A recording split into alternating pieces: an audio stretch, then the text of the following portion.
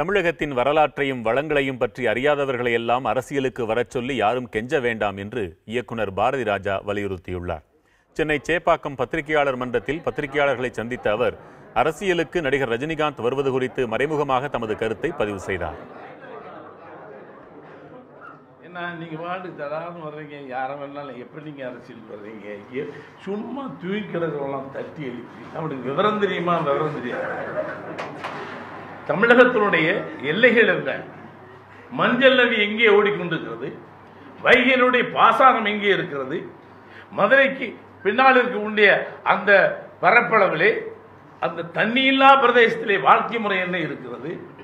எதற்காக போராடுதான் எங்கேயாவது தெரிஞ்சு சும்மா அவங்க பாட்டுக்கு சின்ன பையன் இப்போ தான் சேகர்னு அறிமுகப்படுத்தும். அவன் வருவான் ஒரு படத்தில் வந்து குழந்தை நட்சத்திரமா இருப்பான். அந்த குழந்தை நட்சத்திரத்தை போய் நீ எப்போ அரசியல்